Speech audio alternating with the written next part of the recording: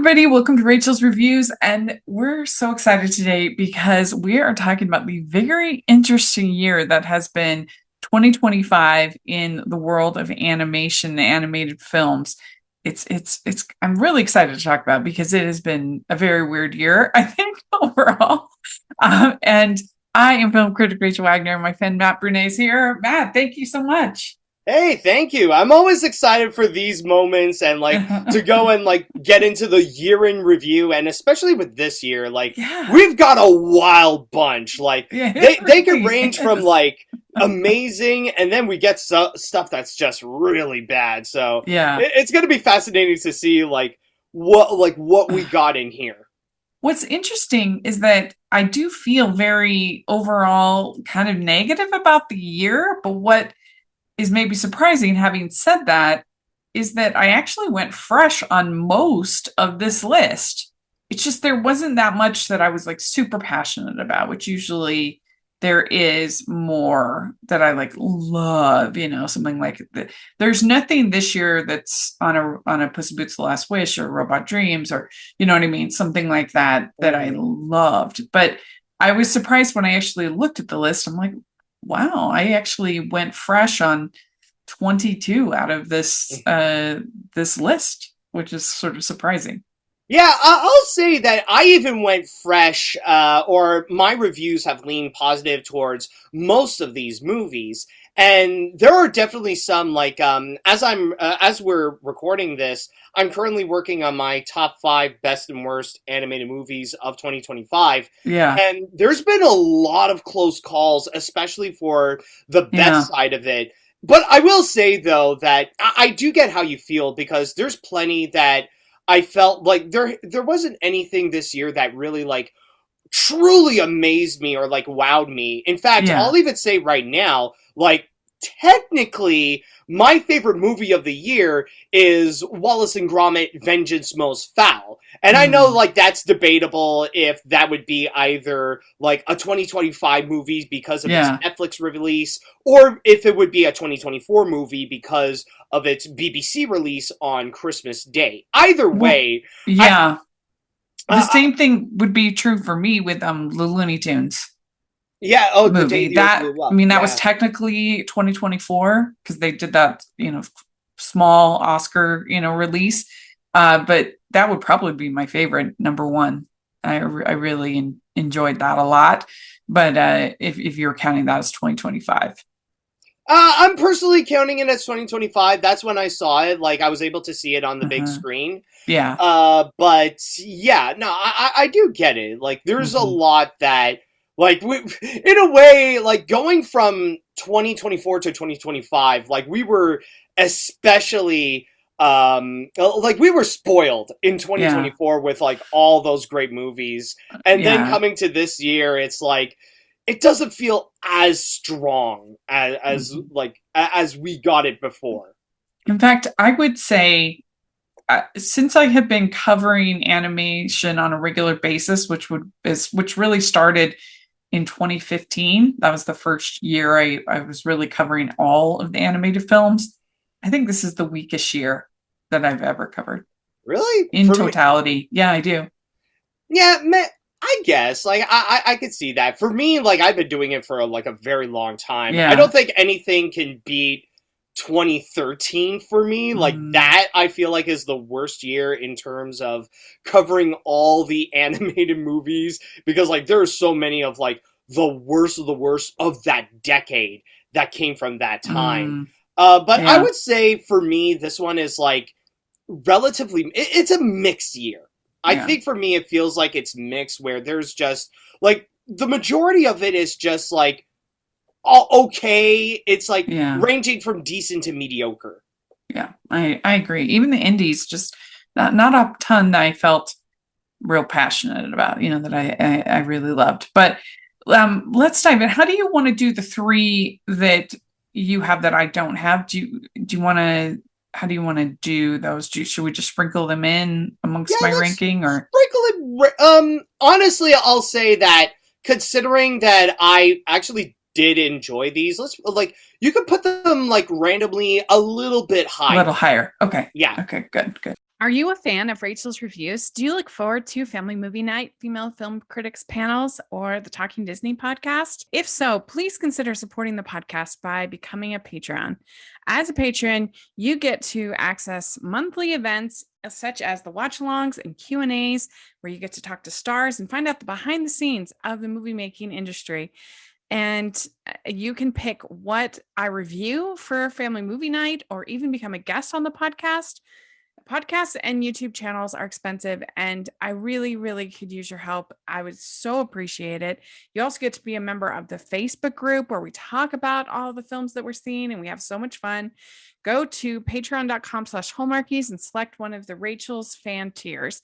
That's patreon.com/Hallmarkies. Let's dive into number 30 for me. And it was, I'm going to say it was disappointing because I didn't have much hope for it with the trailer, but it was disappointing because I was hoping that Gendy would make something that I enjoyed. Instead, he made a one movie that was just so unpleasant, in my opinion, to watch. It wasn't funny. It was just the same joke, just over and over and over and over and over again. And it was fixed. I thought it was honestly, I'm just gonna say that I feel like Fix is the most overhated movie of the year. And I mean overhated by the way that the internet reacted. It's like, yeah, it is not great, it's not even good, but it's not bad to the point that it's worth harassing the animators on social media or accusing them, including Gendy Tartakovsky, of bestiality. That's like taking it way too far, and honestly a bit of an extreme of a reaction. That's fair. I do agree that there's nothing that's worthy of that, but it was pretty bad in my opinion. It was like they had one idea and we're just they had a dog testicle joke thing and they just kept pressing it over and over and over and over and over again it was, I don't know. You know, I gotta say that for me, the reason why I don't really think it's good is actually kind of the opposite of you. Because if you take away the adult humor, because let's be honest, it's kind of a novelty, and for me it's kind of like mixed, where there are a few funny things, but not so much. The thing is, take away the adult humor novelty, it's one of the most bland cartoons that's been made in recent years. Because I do agree. I agree with you. Because all it is a talking pets cartoon, and that's it. It's The Secret Life of Pets, but with no flavor whatsoever. Now, granted, I will give it that there are a few things that I actually did enjoy and that I think are pretty good. Like, the 2D animation is pretty nice, like, at least in terms of the craftsmanship of it. Some of the voice acting is actually a lot of fun, like from Adam Devine, Catherine Hahn, and Idris Elba. And, I mean, it does have a cute little message about individuality, but other than that, though, there's not really much substance to it. Yeah. It really is a novelty movie that's about watching a cartoon that has, like, really provocative, raunchy humor, and that's pretty much it. And even for me, like, the thing is that it is an acquired taste. And while for me it is mixed, I do understand how you feel, because this is not a movie for everyone. Because if you're not into that adult humor, then that's just going to be salt to an open wound. Yeah, I mean, and I can like a raunchy movie. I can laugh, when things are uncouth, but they also have just things that I just don't understand what they were thinking when you have like an extended joke that's basically a rape joke, that you're just like, why did you think that was funny? Like, what are you doing? I don't know. It was just it was a big miss, and frustrating that somebody as talented as him would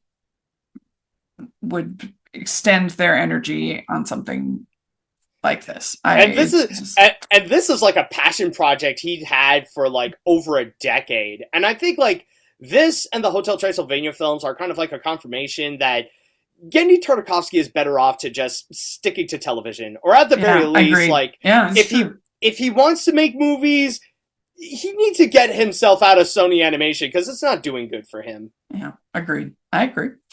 All right. So at 29, I have a movie that I think I'm the only human being in America who saw this movie. It is Sneaks is next on the list. And the thing that makes me kind of sad about this is that the opening credits are actually kind of cool. They have a cool graffiti kind of aesthetic to it. There's something like interesting to the animation and the opening credits, and then it just becomes this super cringe-worthy animated film that tries to anthropomorphize sneakers, and it's basically the Toy Story narrative but done with sneakers. And I just think there's just certain things that can't really be anthropomorphized. And I would say the sneakers are one of them. You just can't give them personality. You can't make me care about sneakers. And it's just really bad. This one was really bad and unfortunate because, like I said, I could see with the opening credits, I'm like, if they had gone with that for the actual movie, it might have been something.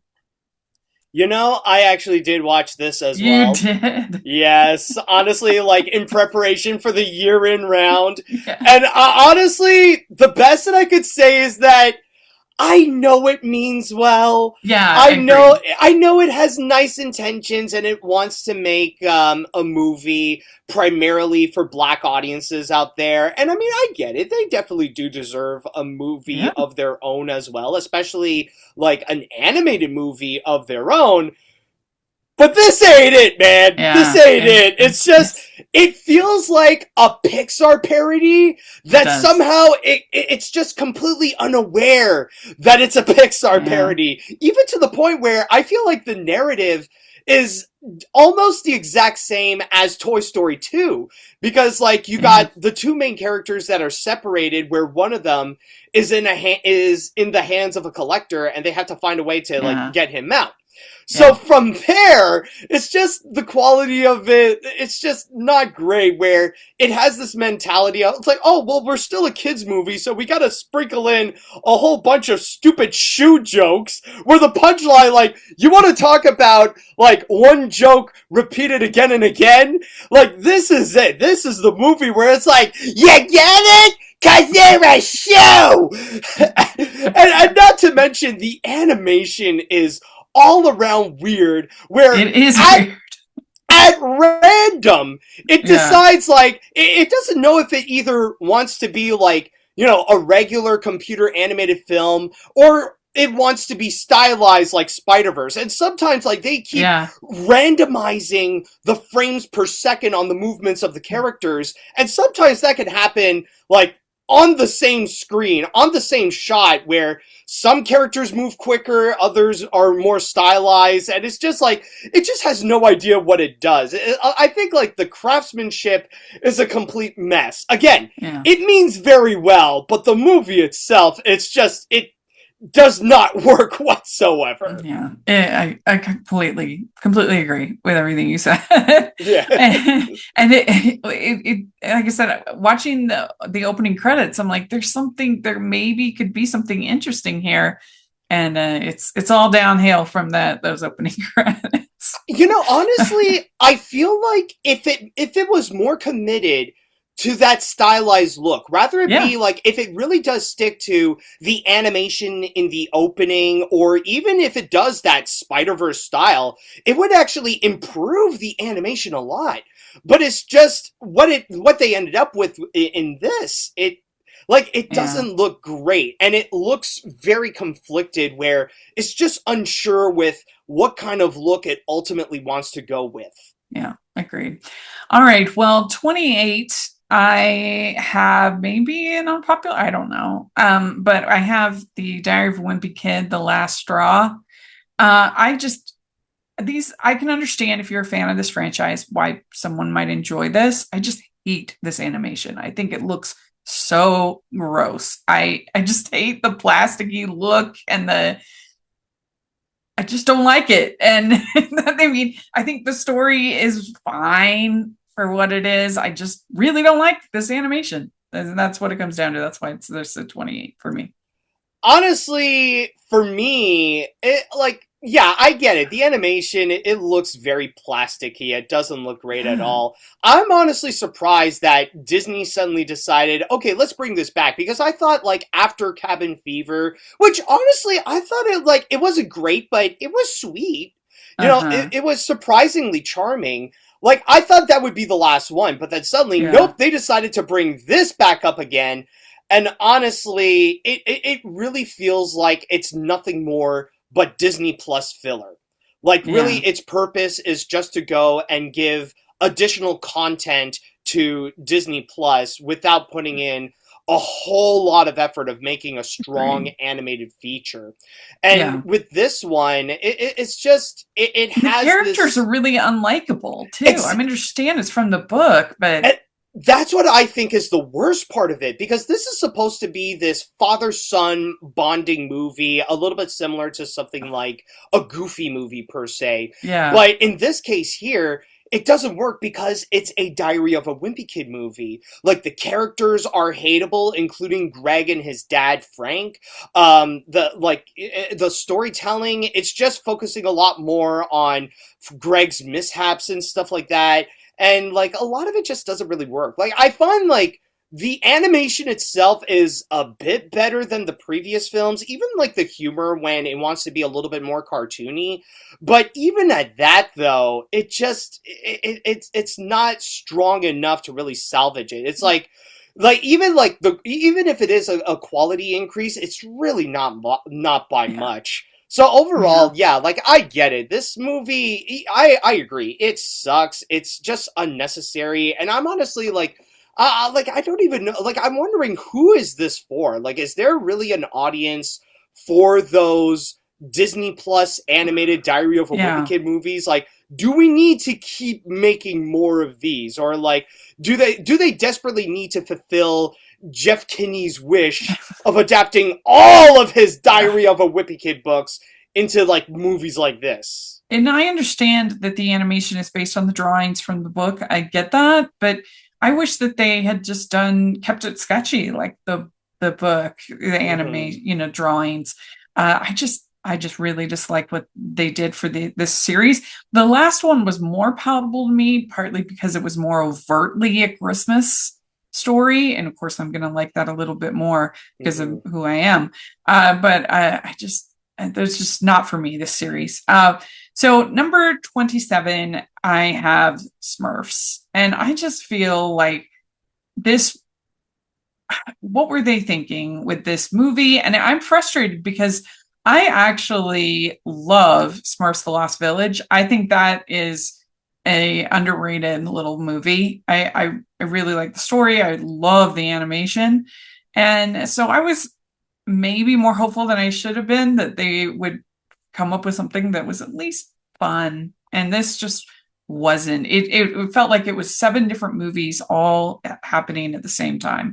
You've got a live action segment, you've got a comedy segment, and then it tries to be serious and about the Smurf, the no-name Smurf, and getting his name, and it was just bad. Honestly, I consider this to be the absolute worst animated film I've seen in theaters in such a long time. Yeah, it was very bad. Yeah, I think before that, the last time I saw a movie that's on par to this would be the Playmobil movie before the pandemic. Yeah. So and what's wild, very bad. Yeah, and what's wild is that Sony Pictures set the bar really low in terms of Smurfs movies. With the exception of The Lost Village, I know you love that, but the live action animated features from 2011 and 2013, they are not good. They are awful. And at least they're consistent with a style and an idea and a story. They're mediocre and mostly in the humor, but they're a movie. Yeah, and what's shocking is that this Smurfs movie failed to even exceed any of that. And it feels like, it really feels like corporate cringe. Because all this did is just try to figure out what would be the most likely to get money out of people. It's like the creative decision is led by greed, especially when like the narrative, like, or the movie itself feels like it's just copying, like, not just those Sony Smurf movies, but also elements from DreamWorks Trolls as well.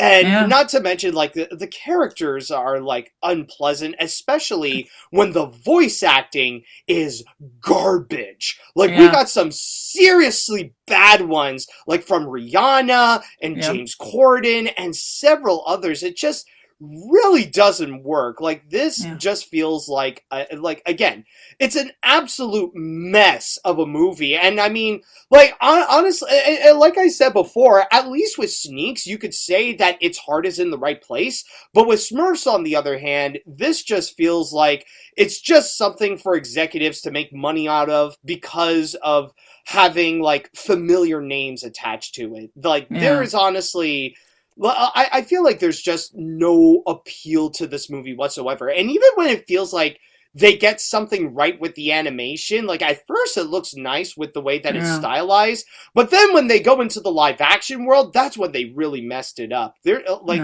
really, this feels like an animated disaster. It's like, and again, one of the worst animated movies of this decade so far.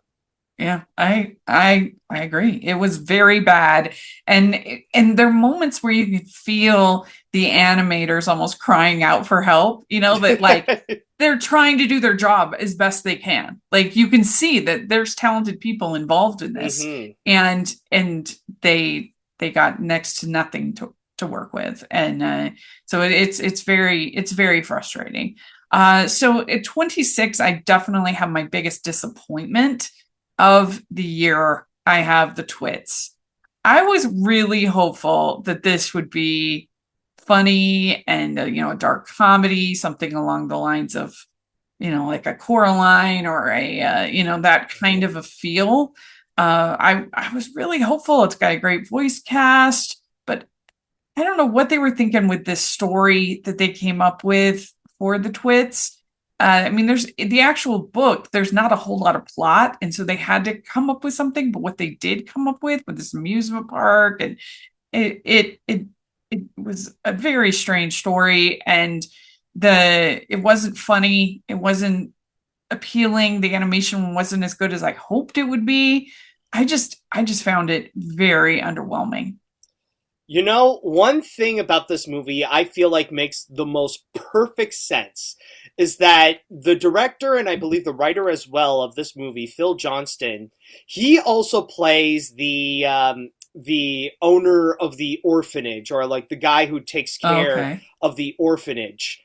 And it makes so much sense considering that the way this movie is made feels like it was made by that character, just so unsure of all the decisions he's doing, and in terms of the direction that he's going with. It was like, maybe we could do something like this. That could probably feel like a Roald Dahl story. It's true, and they advertise it as a musical. There's 3 songs. It is not a musical. Oh yeah, it's a musical, like how the Smurfs movie is a musical. Yeah. They barely songs, even try. Yeah, and even that one feels like maybe we can add a song here that could maybe make it a musical. I don't know. Does that feel like a Roald Dahl story? And that's why with the Twits, I feel like it has one of the most unique problems I've seen in an animated movie, where it doesn't have confidence. It's always so unsure of itself, where it doesn't really know what kind of direction it could go, because it so desperately wants to feel like a Roald Dahl story, and yet doesn't want to directly go and adapt the Twits book. Like, it wants to try to do something, but it doesn't always know if it's doing something where it feels right, if it stays true to the Roald Dahl narrative.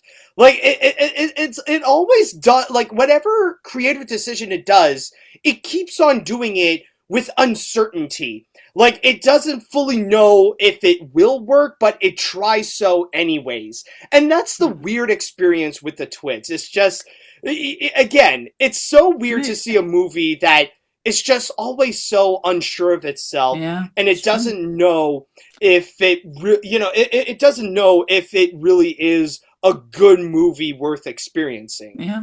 And it had so much potential. That's what's frustrating. Like something like the Smurfs, it had no potential. Like that was just a stupid, corporate cash grab. But the Twits had so much potential to be something memorable and special, and it just ended up being, I'm sorry, Netflix slop. It just is nobody. Yeah, it was frustrating. So the next grouping for me is where I is now moving from negative to like mixed negative. So I had like mixed feelings on the next group, but so more positive than previous, right? So I actually have for 25. I have the Jujutsu Kaisen movie, and this is unfair for me to have it this low because this is just made for the fans. This is not an anime film that's trying at all to appeal to mainstream audiences or people like myself unfamiliar with this series. It's literally it's a compilation movie of the last 2 episodes of the last season and then 2 episodes of the new season. So then there's nothing wrong with that. It's just not for me, so I couldn't rate it any higher. But the animation's nice, and I'm sure that fans love it. But this is just where I could put it in my ranking. So. Yeah, I'll just say right now, in terms of the row that you have here, I only have one movie that I saw. So, for a little chunk, there's not much that I could go and really comment because I haven't seen those movies. Fair. Okay, I'll be quick then on some of these. So then at 24, I have Endless Cookie. This is a animated documentary that I saw at Sundance. And it's just kind of ambling. It doesn't have like a clear sort of story. I don't know. It was January that I saw it, so it's been a bit. Some of the animation is fun, but I just was kind of bored watching this. Okay, so then at 23, I have Elio, and I know a lot of people have this a lot higher. For me, this movie was also just kind of boring. I just wasn't that interested in the story. It felt chopped together, felt packed together. I think that there are cute moments, and this felt sort of kid friendly in a way that usually Pixar movies are a little bit more for families as opposed to specifically for little kids. This felt like something that was made for little kids to me, especially once they get to the planet. It felt very little kid to me, and it's not awful, but I just was bored. I was not engaged with this film. I'll admit I'm actually one of those people that would actually rank this pretty higher. I honestly really enjoyed Elio, and I get it. Like, it's not the best movie from Pixar for sure, and even the story itself, like, yeah, it is kind of like generic in terms of animated movies in general. It's like the kid who would have to like lie his way into like going into this new world and stuff like that. We've seen this plenty of times before. But for me, what worked with Elio is the charm of it. Like even with a story that's not really that great, I feel like the directors, Domi Shi and Madeline Sharafian, they did very well to pull that off in order to get the emotions out of it and to really capture the charm, especially with the characters of Elio and Glorden. And not to mention, what I really love about it is the message of how it creatively interpreted of the old question of, are we alone? Like, not just looking upon not just looking upon like space and talking about aliens and stuff like that, but also in terms of like the personal emotional level about loneliness and solitude. Overall, honestly, I feel like Elio managed to go and capture that classic Pixar charm. Like, I'm talking about that classic charm that you'd find in like the late 90s and the early 2000s, where like it really put all of its energy onto the emotional core. And for me, at least, it paid off very well. So honestly, I feel like it's one of the more underrated movies of the year. It's like, honestly, it deserves to have a second chance to the public because I feel like it is very charming. Like, again, I understand, not the best Pixar movie, but honestly, it works very well on its own. Fair enough. All right. So actually, the next ones, I've gone fresh on everything that's we're gonna go talk about going forward. So 22, I have Ola Frida. This is a very cute little independent animated film about Frida Kahlo and how she became the artist that she became. It's sweet. It's a nice little movie. That's all I have to say about it. The animation is nice. Obviously, it's using the style of Frida Kahlo's paintings to do the animation. This would be this is made for like little kids. I could picture in schools them watching this and using it like to talk about Frida and to talk about art and things like that. It's very cute. Like all I have to say about it. Like little Einstein's Frida, right? Yeah, exactly. Okay, there we go. yeah. And then at 21, I have Light of the World. I actually think that 2025 has been a very good year for biblical animated films. That is a random thing, but all three, I liked all three of them. I thought they were all three pretty good. Like in Light of the World, this is it's the Jesus story from the Bible, but it's well animated, good vocal performance. It's got pretty good music. I think that for people looking to the people that are interested in that, then this is a quality, well-made version of that. If that's what you're interested in, they did a good job with what they were trying to do. So yeah, I have it at 21. I think this this was something that in they'll be able to use Sunday school and I mean I heard some people say, oh, it's like preach. I'm like, it's about Jesus. What do you expect? Like this is like, I don't know. It's not trying to be a mainstream film. It's trying to be a film about Jesus for people that want, that are believers and want a movie like that. I don't know. Like, I don't know. Not every movie can be everything to everyone. Sometimes you have to know, what is it? What's the lane? What am I trying to do? And then do that well. And that's what they did. But we needed more mainstream. Like, why can't Jesus be with the minions? We need that Illumination crossover. But anyway, but this is my least favorite of the three, but I thought they were all pretty good for what they were. So 20, I have Night of the Zoopocalypse. And I really loved the animation of this.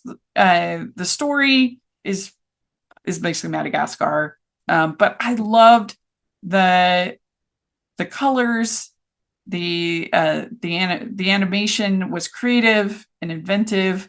I enjoyed it. I thought it was a fun little movie for what it is. Yeah.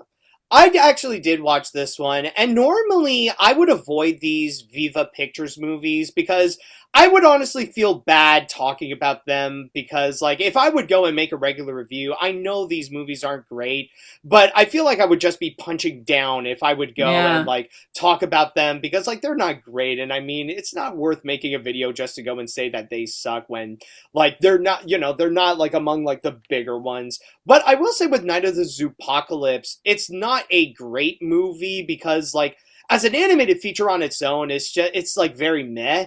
but I really do admire what it's trying to do. And Yeah. in terms of like what it does conceptually and the idea behind it, I think it's kind of pretty cool.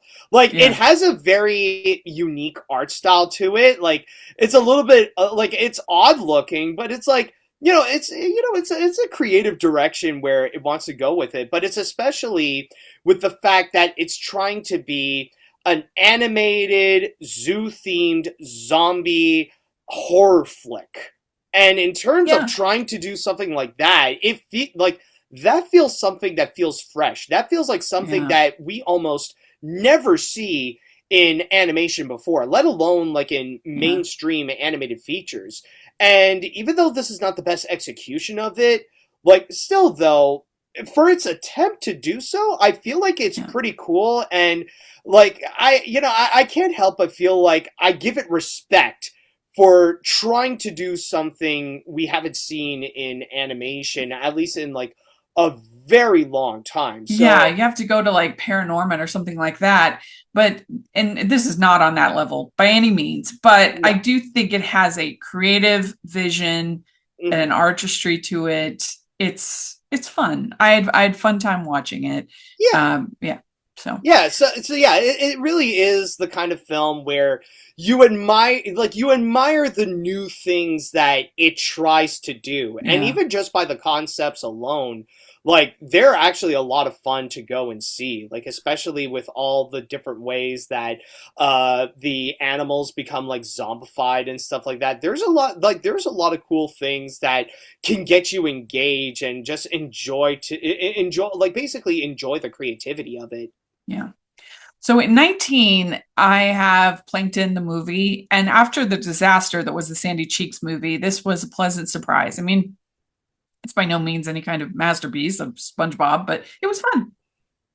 Yeah, honestly, like the movie itself, like definitely much better than the Sandy Cheeks movie. Yeah. Even though in itself, it feels like it's just an extended episode of the series. It didn't have to be a full-on movie.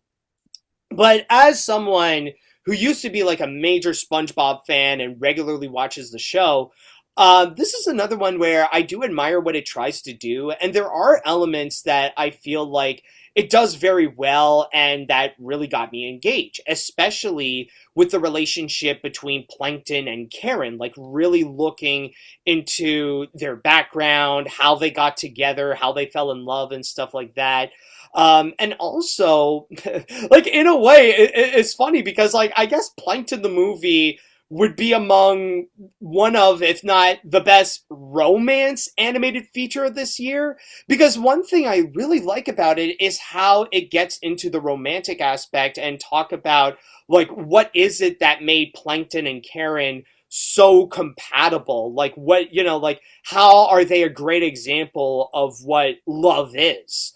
So, and that's one thing that kind of really got me interested to see how this movie goes and like what direction that it wants to try to do with the with the characters and with the feature. So honestly, like, yeah, it's far from being the best SpongeBob movie, but honestly, like, it does have a very interesting idea with the way that it tries to get this, like as a SpongeBob spin-off film. Like, it does have something going for it. Yeah, I agree. Here's an interesting question, and we'll talk more about the latest SpongeBob movie. But as far as the films go, I think you could make an argument that the SpongeBob films are some of the more consistent franchises. Like, obviously it's not Toy Story, but like they've almost all, except for Sandy Cheek, I think I've given fresh to every single one of them except for Sandy Cheeks. It is a very consistent little group of movies. I don't know. I would debate on that because like I feel like the first two are great, and then the rest, like they're just okay. Like they're not great, but they're not terrible except for the Sandy Cheeks movie. So it's just like, but they're consistent. They're consistently pretty entertaining. I think I wish that they hadn't gone with this CG. I wish they stuck to the 2D of the show, but yeah, of course I do. yeah, I think that's why the first two films are like among the best. Like the 2D Yeah. animation is There's just an unhinged fantastic. quality to them that I appreciate. Welcome to the Pilot Podcast. My name is BJ. And my name is Me Too, and we promise this promo is worth it, so please don't skip ahead. We're two judgy friends who put our judgmental skills to work for you.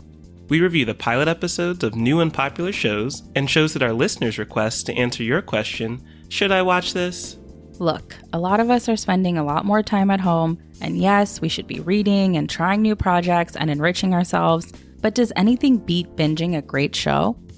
Let us take the guesswork out of deciding what your next show will be. Tune in to The Pilot Podcast at thepilotpodcast.com. I have Barbie and Teresa Recipe for Friendship. This is the latest in the Barbie series. And this one takes Barbie Brooklyn and Barbie Malibu, who have been the lead characters in the last 3 or 4 movies. And they go to New York to help their friend who is opening a restaurant. And this is perfectly cute. It's perfectly fun. The only thing is that I think that like little kids who I would assume this is made for might be kind of bored with this story of basically it's Barbie Malibu.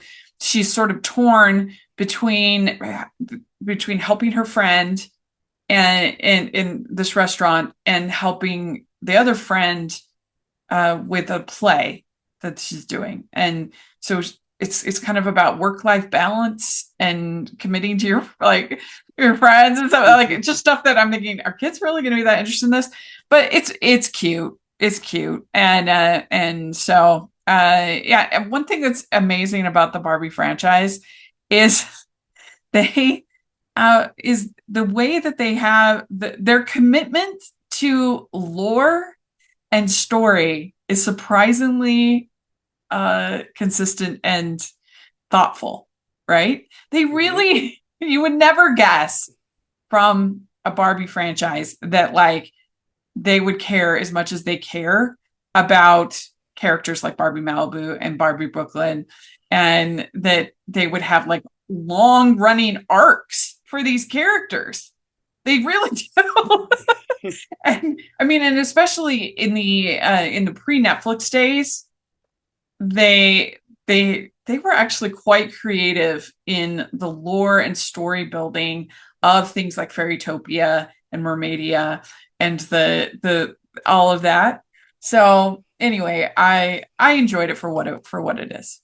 I will say, like, I haven't seen it, but I mean, I think it really stands as like a very impressive note that this Barbie movie is able to make it to your top 20 animated features of the year. So, I mean, that's definitely quite an accomplishment in itself. Yes.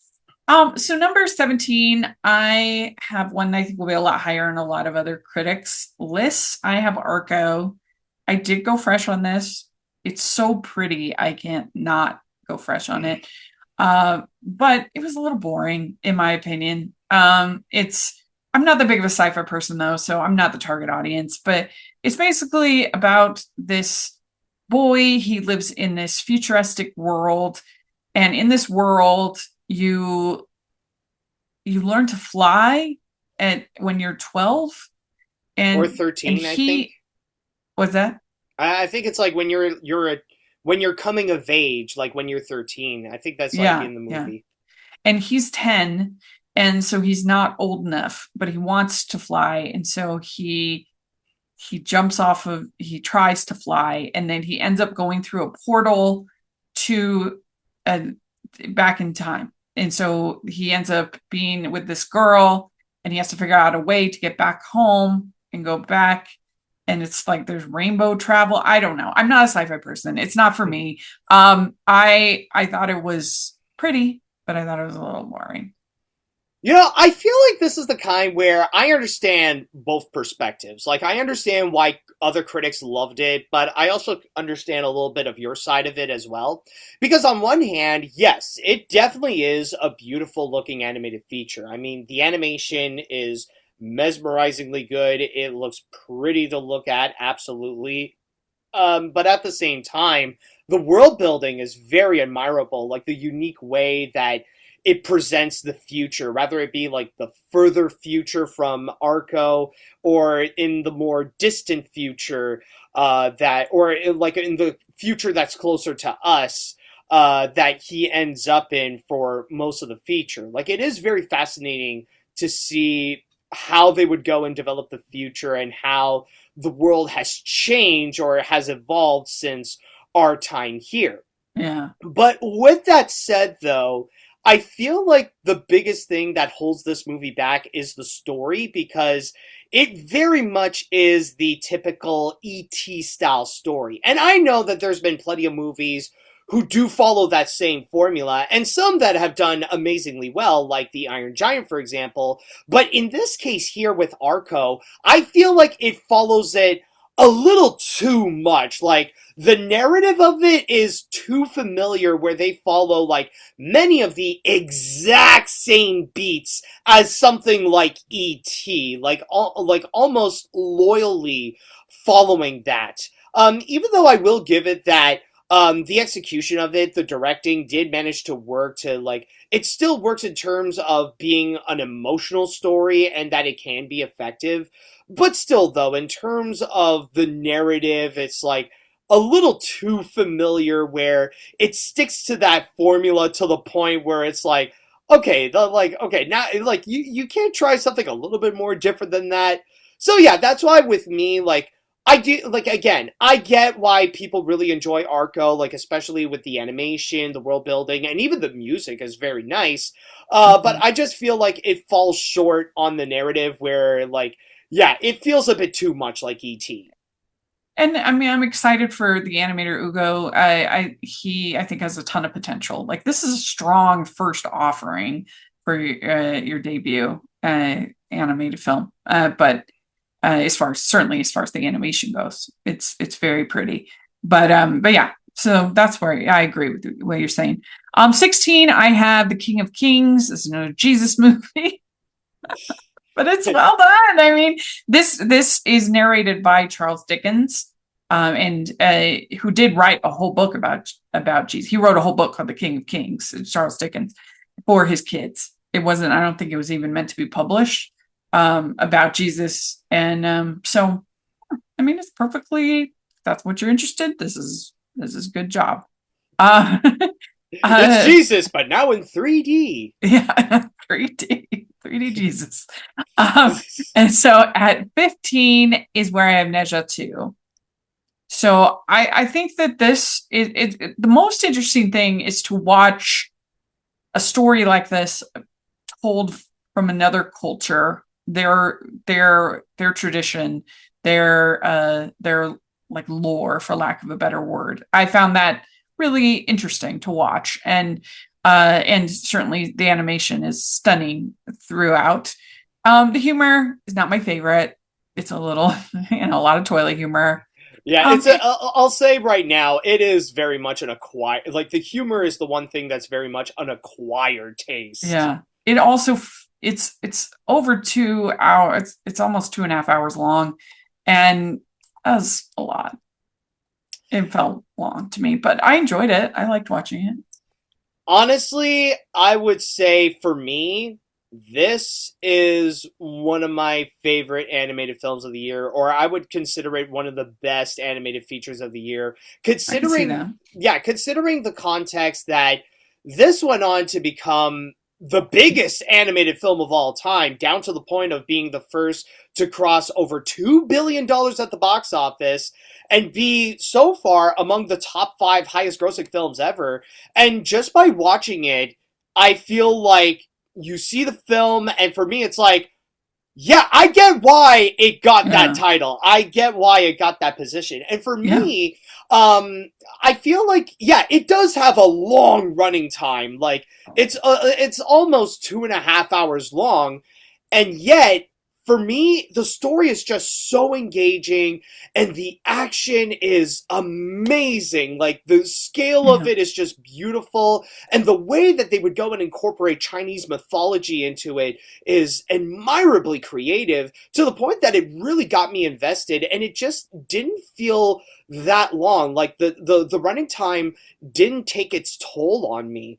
Like I was just engaged throughout to see just the emotional aspect that the characters would go and deliver. Again, like the beautiful animation that can be extremely massive, and how they would go and portray their own interpretation of these Chinese mythologies and bring that to life. And the action is just like they keep getting bigger and better with this one. Like this is one of those sequels that like it far exceeds the accomplishments of what the original did. And for me, that's why like it's for me, I rank it very high. Like this is easily one of the best animated features. Like I feel like this is the kind where it deserves its title as one of the biggest animated features ever. Yeah, I can see that. Do you want to talk about maybe one of yours? This is a good spot to put the first one of those. Sure. Let's do that. Let's go into Predator Killer of Killers. And I'm going to say, Rachel, I'm honestly shocked that you haven't seen that one, considering that I saw that you did enjoy both Prey and Predator Badlands. I feel like this is one that you shouldn't miss either. Now, granted, I will say it's a little bit more of an appetizer between the two features, because it is an anthology story that kind of repeats the same story of Prey, but in different time periods and different themes. Like you got a Viking story, and then you get a samurai story, and then you get a World War II story. But the action is still very solid. It's still highly engaging and intense. That can really get you into the spirit of like what these Predator movies is about. And not to mention that there's also a fourth story that actually brings all these other tales together to create this one epic finale, and actually make the story and even like the world building that Dan Trachtenbaum have so far been creating with these Predator movies, like to really like expand it and to really tie this all together. Overall, while I wouldn't go as far and say like it's one of the greatest animated features of the year, I believe this is one that you should not miss, especially if you enjoy Prey, if you enjoy Badlands. You also gotta check out Killer of Killers, because it also supplies what we all enjoy from these Predator movies so far, and just expand them in terms of like the novelty of it with the action, especially with that beautiful Spider-Verse style visuals that they would go and deliver, as well as the substance with how we get familiar with some of these characters, as well as how they would go and further explore the lore and the world building of the Predator universe. Yeah. Well, so here's the backstory on why I have not seen that. So I've been working since July for our local radio station, KSL, for their KSL movie show. And before Predator Badlands came out, I had actually never seen any of the series. It was a blind spot of mine. I hadn't seen a single Predator movie. And so I watched the first movie to get ready, and then I watched Prey to get ready. And I just have ran out of time that's so because of just everything else that I've had to cover. But that's the reason why, is that I had like literally a whole blind spot on the entire franchise until October. Honestly, if you got the time, that's one I recommend you should check out, Killer of Killers. And like, it's the proof that I really enjoyed Badlands, so I think I would enjoy it. I love that movie as well. That's good. why I feel like if you enjoy, like again, you enjoy Prey and Badlands, you should also enjoy Killer of Killers. Not to mention, Killer of Killers is the proof that you can actually get some good animated movies exclusively on Disney+. That's why with Diary of a Wimpy Kid: The Last Straw, or any of those animated Diary of a Wimpy Kid films, they have no excuse. Yeah. Now we see why they need to go and really up their game, because if we could get something like Predator Badlands, we should also get something good out of Diary of a Wimpy Kid. I'm just saying. Sure, it's true. Okay, so next I have a movie called A Magnificent Life. This is by the animator Sylvain Chomet, who did The Triplets of Belleville and many other wonderful films. This was disappointing to me. I love Sylvain Chomet and I love Marcel Pagnol, that's the Magnificent Life that this movie's about. And so I thought that I was going to love this. I was expecting it to be one of my favorite films of the year, not even just animated.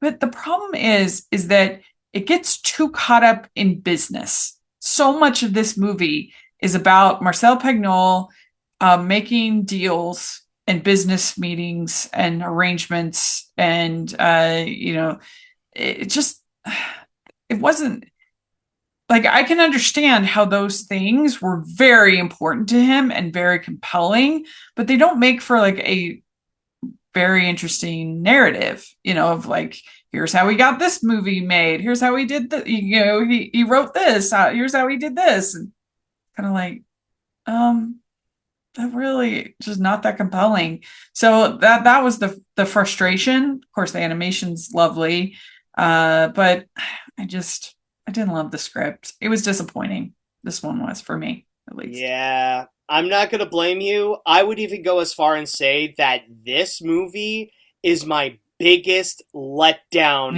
of the year. My biggest disappointment. Honestly, the most disappointing movie I've seen so far. Now, this is not to say that it is bad. And I love Sylvain Chomet. Like, I love The Illusionist, and I would even say The Triplets of Belleville is one of my favorite indie animated features out there. And there are still some good things about A Magnificent Life. Like, the animation is still amazing. It still looks beautiful. And also, I get the direction that it wants to do with this biography of Marcel Pagnol and looking into his life, as well as like how his childhood, like his inner kid, has played a role throughout his life. I feel like this is the kind that I would love this movie. I feel like it has all the right materials to be like one of my favorite animated features, because there's also a little bit of this vibe that's kind of similar to a Muppet movie, or the Muppet movie, where like it kind of has this story of like following your dreams to go into entertainment, like to be in plays and movies and stuff like that. But in the case here, what I find to be the biggest problem and why it's such a letdown is the storytelling. And I don't think there's any other way to go and describe it, that it sucks. It's straight up bad. Like, it's not even like, oh, this is the weakest film. Oh, this is just the weakest part. No. It is straight up awful with how they did it. Do you see what I mean, though, about it getting lost in business? That it's just about, like, his next deal and this business discussion, and then there's another business discussion, and it's just and honestly, I think the problem with it's not necessarily that it goes into a lot of business. I think it just it speed runs its own story. It just goes by way too quickly, and never having a second to just actually sit there and actually like get into the emotional core of it. It was like, oh, here's this business decision. Here's this discussion. Oh, let's go and talk to this guy. Oh, now he has a play. Oh, it turns out to be a hit. Oh, this is going to be happening. Oh, now he's writing his own script. Oh, now he's doing something else. Oh, look, he met a woman. Oh, look at this. You remember this guy? Oh, now he's dead. All right, now let's go and see what the play is up to. Oh, let's see what's happening here. Oh, now he's interested in something else. Like, it just goes by so fast. It's like, it never has a moment to just like stop and actually give us a reason why we would have to care about it. And also, I would add the dialogue is also another aspect that's just awful. Now, I don't know if it's because maybe we just watched the English version because the screener that Sony Pictures sent out is the English one. And there's a part of me that wonders, is it like, maybe it's like, it would be better if we watch like the French, the French sub of it, but no, like even at that, the dialogue is also another aspect that just doesn't work. Like I don't know, like even the dialogue. True. Maybe I have a little too high. I mean, the animation is nice, but it wasn't. Yeah, it was disappointing. You're right. Yeah. It really was. I mean, the Twits is my biggest disappointment, but then this is very disappointing. Yeah, it's a different style of storytelling than what Sylvain Chomet does, because, like, usually with his movies, he would mostly keep them silent. Like, with both The Illusionist and The Triplets of Belleville, there's no dialogue whatsoever. That's a good point. So maybe it's just he can't handle like dialogue driven films as well, and that's what made this fall apart. So overall, with A Magnificent Life, I wouldn't go as far and say that it's among my worst animated films of the year, but I was severely disappointed with how it turned out. I agree. All right, next I have the SpongeBob movie Search for Squarepants. I found this very endearing. I thought it was sweet. The whole thing of SpongeBob trying to be brave. He's scared to ride the roller coaster, so he goes on an adventure to try to prove that he's brave. I thought it was sweet. Honestly, this is one where I feel like I like the Plankton movie just a little bit more than this one. It's like not a lot, but it's like, I feel like I got a bit more out of the Plankton movie because the thing is, again, I'm someone who knows a lot about SpongeBob. Like I used to watch it so much as a kid. And I mean, I've seen all the movies. And the thing with the SpongeBob movie is that when you look at it as a feature in itself, I feel like it recycles too much from the previous features. Even the core of it. I see that. Yeah, even with the core of it, the main goal of SpongeBob is that he wants to prove to everyone that he's more of a grown-up than a bubble-blowing baby, which is pretty much the same thing that what we got in the first movie. And this is not to mention some of the other elements that we got from like the other features, like Mr. Krabs, Squidward, and Gary trying to go and follow SpongeBob in order to go and rescue him. A little bit like what kind of happened in the third movie. And then you also got like the climax of it where they're suddenly on this beachside area in live action where they confront the villain who's played by the main celebrity of the film. That is also another aspect that they kind of copied from the second film, Sponge Out of Water. And I will say, like, as a SpongeBob fan, there is kind of this awkward aspect where they flat out replaced Brian Doyle Murray, who has played the Flying Dutchman in the show for several decades, even to this day. Like, there's a new game that came out where he actually still did the voice. It's kind of weird how they straight up replaced him. I didn't realize that. Yeah, they straight up replaced him with Mark Hamill in the feature. And it's kind of weird, especially like when you got all the other original voice cast, like who did come back for the feature. So it's like there is that awkward aspect, despite the fact that I will say that like it is a bit of a double-edged sword. Like there is that awkwardness, but I do agree with how Mark Hamill is one of the better aspects of the movie. And not to mention that, like, keep in mind, with all those criticisms, that's because, like, I'm just a big SpongeBob nerd. Take that, like, when you don't think of that, or especially when you think, like, how it is for kids, it's going to be a blast. Because this is a lot more of a feature-length cartoon, more than most of the others. And, like, there can be a few times... There could be a few times where the jokes can be funny, and I'll even say it does recapture some of the spirit of classic SpongeBob, where, like, you know, it's like that same cartoony nonsense, but it doesn't go, like, too far with the cartooniness. So there are some things that I can actually see as enjoyable, but at the same time, it's just like, as a movie in itself, for me, it's like, it's middle of the road, it's like, kind of mid-tier in a way, but like I could see where it could definitely have its audience, and it's one of those where like I could see there are people out there who would love it much more than I do, and that's perfectly fine. Yeah. I mean, I found that I just liked the journey of SpongeBob trying to be more brave. I thought that was sweet, but yeah, it's not anything groundbreaking, and it's true. It does lean on some of those other story beats that we've seen a lot of times. And I do wish that they hadn't embraced the CGI versions since Sponge Out of Water. I just much prefer the 2D of the show. But 12, I have Dog Man at 12, and I haven't seen this again since, you know, it came out in January, I think.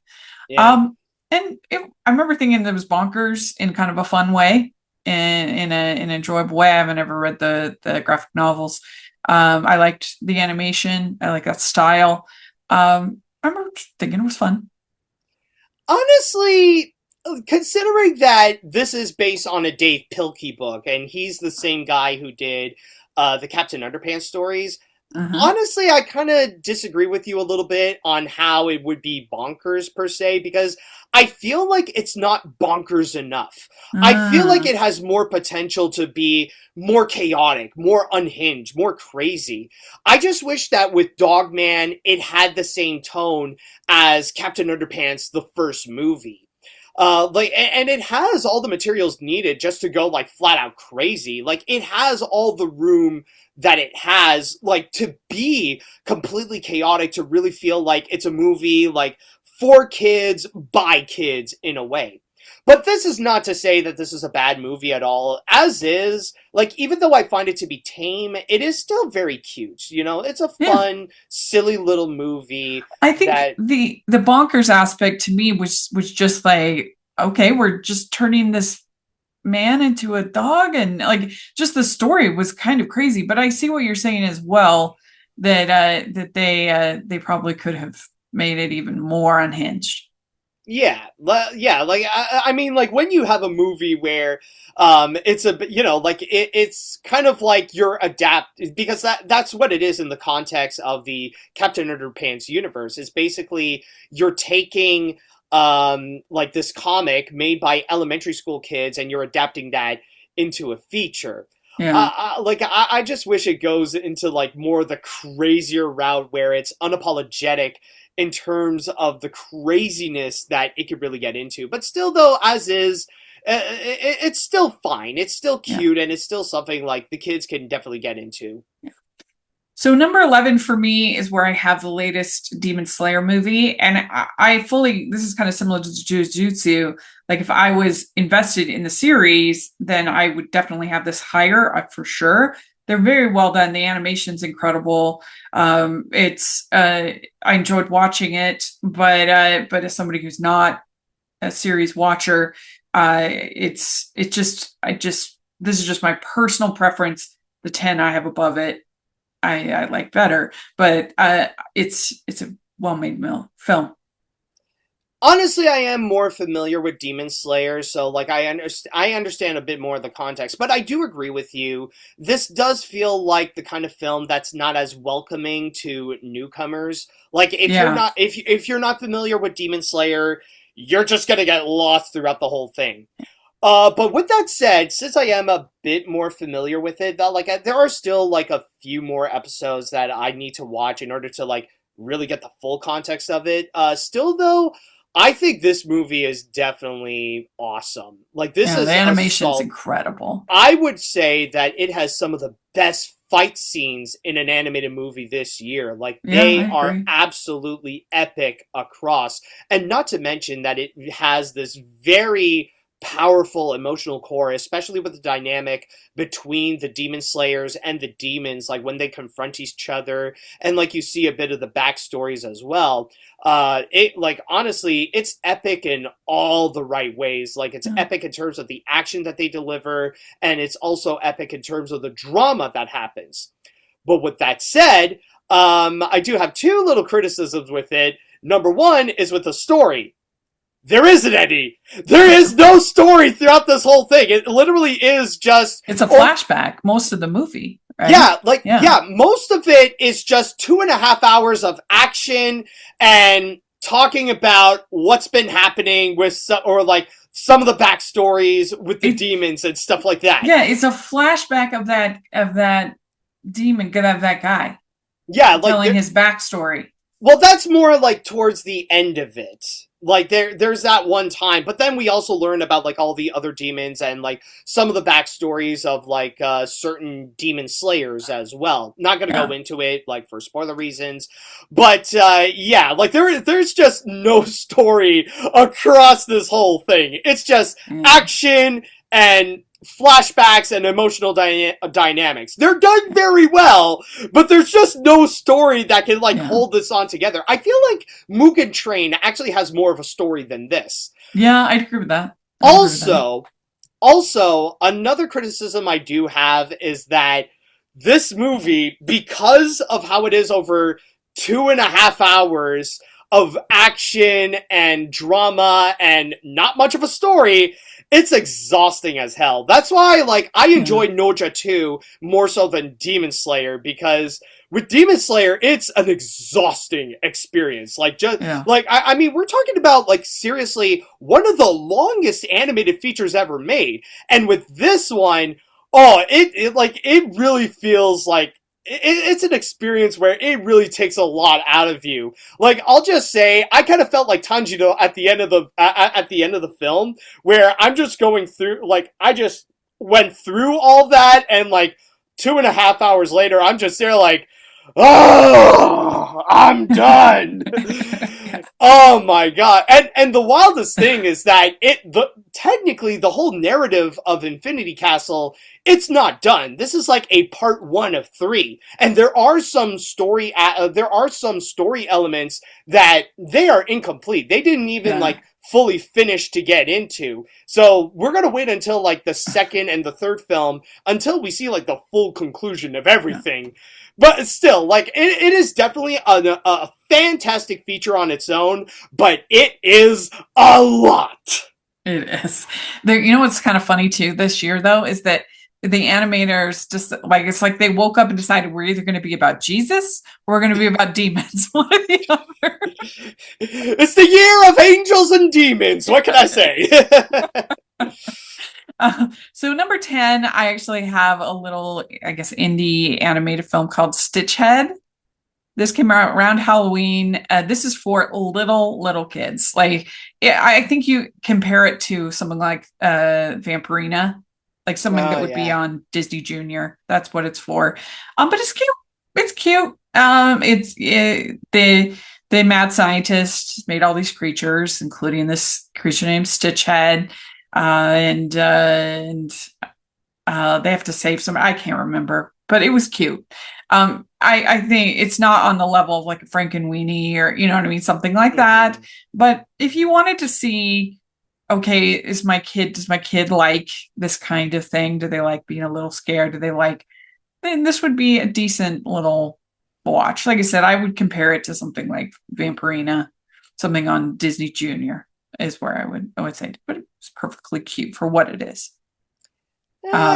Honestly, I have to disagree. Ooh, I just thought, I thought this movie sucked. I mean, I get the direction that it wants to go with. Like, I do think the idea of having a movie based on, like, a mad scientist and his creations, like, that's pretty cool. And there are some interesting designs with the different monsters, almost like, you know, a combination of like a mad scientist and like Sid from Toy Story with all the mix and match different like limbs and different appendages and different body types, like attached to like all these different monsters. Like, okay, those aspects are cool.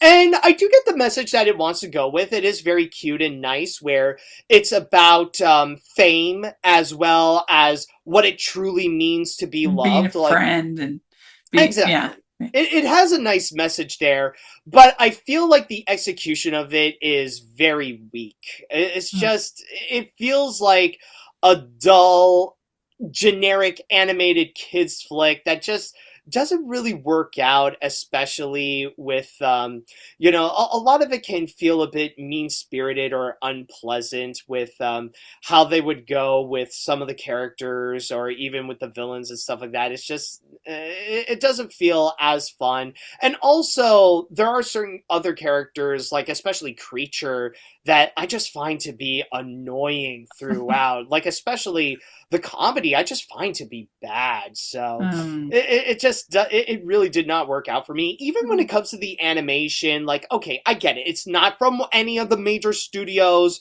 Like, I don't want to sound like too harsh on this feature, but with the quality that it delivered, the animation doesn't really help. Like, I kind of feel like this movie feels like a medicine commercial.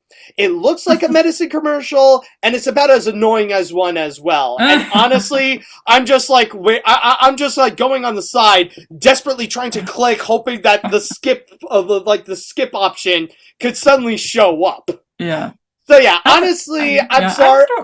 I thought it was cute, but I can see. I mean, certainly not without its flaws. So I get it. All right, number 9 is where I have In Your Dreams.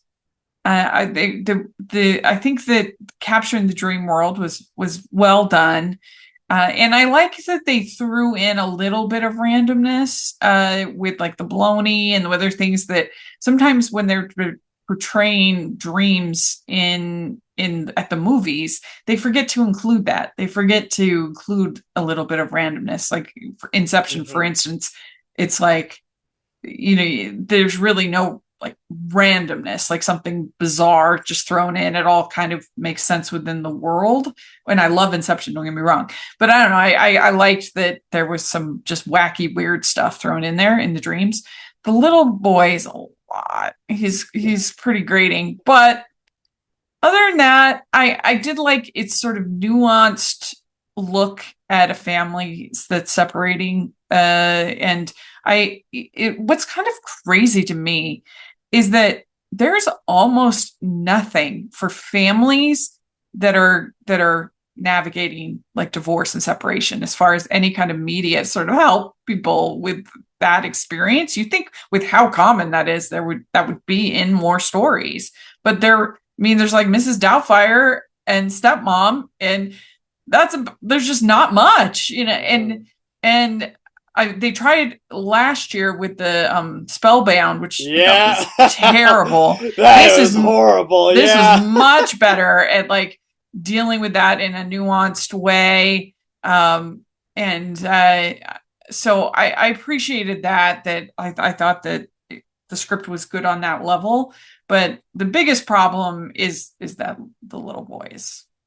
Yeah, honestly, I didn't have high expectations when I came into this, but honestly, it turned out to be better than I expected. Because honestly, it's a nice movie. Yeah, like it did turn out to be pretty solid. Like I do like the idea of how this is a movie where it would explore the land of dreams. And there are some aspects of it where it did very well to show the potential of like the different fantasy realms that the kids would go and get into. And I absolutely do agree that its theme of divorce and how kids would go and handle that, I think it is much better handled than Spellbound for sure. I think it does that in a more mature and definitely a more effectively emotional way to go and experience that. But with that said, though, I also have a few criticisms that I have as well. Like, like certain characters, they could absolutely be grating, like especially the kid, Elliot, and even Baloney Tony at times. Like, they could definitely be annoying, especially with the comedy just not being good in general. And on top of that, I will say, in terms of the concept of being a movie about exploring the land of dreams, I feel like it didn't explore its true potential. Like with that type of feature, there's so much that you could really go and make the most out of it, and I feel like I only gotten a fraction of what it can really do. Like, I don't know if Netflix really just wanted to hold itself back because they want to make this into a franchise, because I know that like they were really banking hard on this in order to become like their biggest animated film of the year. In fact, you should know, Rachel, because don't you have Baloney Tony with you? Yeah, I do own it. Yeah, and the weirdest thing is they sent that to me like in the winter. Like I've had that Tony. I've had it since like February. It's so yeah, like this is one of those rare Netflix. Yeah, it's one of those very rare Netflix movies where they really leaned in hard in terms of the marketing, like thinking that this is going to be their biggest animated film of the year. But of course it didn't. But I will say, like, it is, it's a pretty decent effort.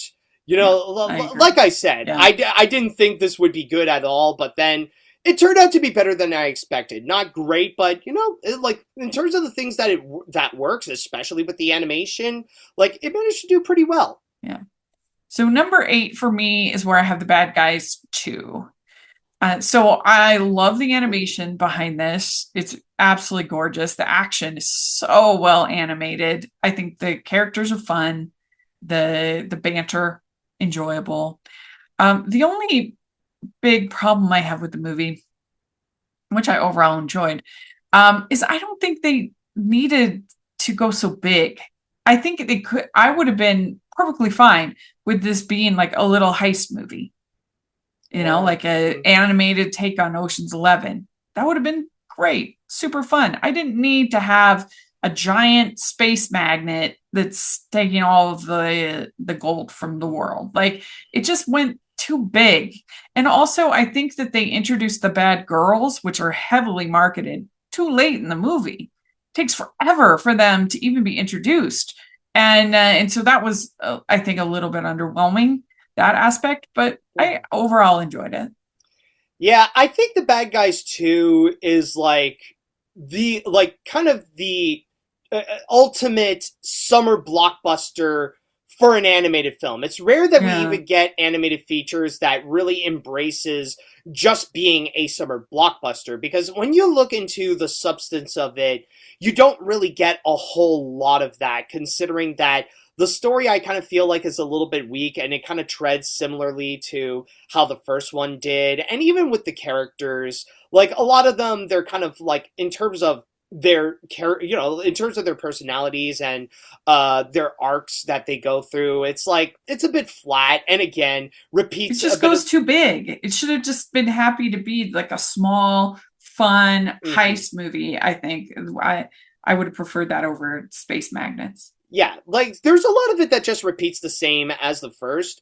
But with that said, as a summer blockbuster, it has a lot of fun with some of the it has a lot of fun with many of the other aspects that are just meant to be enjoyed, like, as you watch it. Like, the comedy is still fantastic. The action is bombastic and really enjoyable to watch. And even the element that you mentioned of how, like, it goes very big, well, again, that's another factor of how it is this, how it is this summer blockbuster, where it just goes completely over the top with all of its scenarios, just so you could go and have like this enjoyable experience. It's more to just have fun with the madness, more so than to actually see this well-crafted movie. Not to say that this isn't well-crafted, but that's the thing. It's more to be enjoyed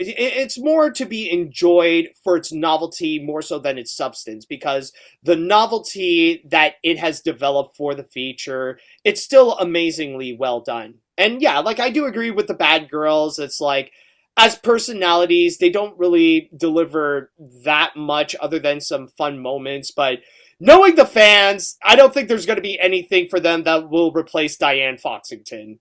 Yeah, I'm surprised that they made a second one, because really, yes, because I enjoyed the first one, but DreamWorks is usually so good about picking projects that are easy for them to get as much franchise. They're good about picking projects that have as much franchise potential as humanly possible. And this one, I mean, they were definitely hoping to make more, for sure. But I just feel like this doesn't have as much kid appeal as a lot of their other franchises. I mean, like, and there's almost no merch appeal in this movie. I mean, what are you going to have, like plush piranhas? Like plush, you're going to sell cute toys of these? No, like, I don't know. I just think it's a little bit surprising. I mean, that was so, even though I didn't like any of the Trolls movies, that's what was like completely brilliant about them, because they're so marketable. I mean, you can have Trolls birthday parties and Trolls, of course, dolls and toys and everything. And so that makes 100% sense from a branding perspective. But Bad Guys, it just seems like a hard movie to market and a hard movie to monopolize as far as that potential. I think it's more because of the fanfare, like, amongst people who did enjoy it. I think it's not really for, like, it's not really a film that's meant to be like really appealing for kids, which like I mean there is a bit, but so that's why it's surprising to me that they wanted to, that they wanted to make another, to me. I think it's more like because of like that like it's more just for the box office potential, and even at that it's still quite minimal compared to some of the other DreamWorks films. Yeah. We'd like to take a second and thank our sponsor for this episode of the podcast. It's the Hallmarky Merch Store. Are you looking for that perfect gift for the postable, Hardy, or Hallmarky in your life? What about getting that t-shirt or hoodie that will help you stand out at your next holiday party? Now is the time to check out the Hallmarky's Merch Store. Full of festive designs by artists like Jessica Miller, Carrie from Hallmark Comics, and more. You can even have more than just shirts, but totes, cell phone cases, notebooks, mugs, and more. And it isn't just Hallmark. We have designs for Anna Green Gables, Man from Snowy River, The Nanny, and more. Every purchase at the merch store goes to help support the podcast and allows us to make the great content you know and love. There are frequent sales, so go to tpublic.com/stores/hallmarkies or see the link in the description. That's tpublic.com/stores/hallmarkies. You want to do one of yours here? Oh, yes. Let's get back into that. Let's go and talk about The Glassworker.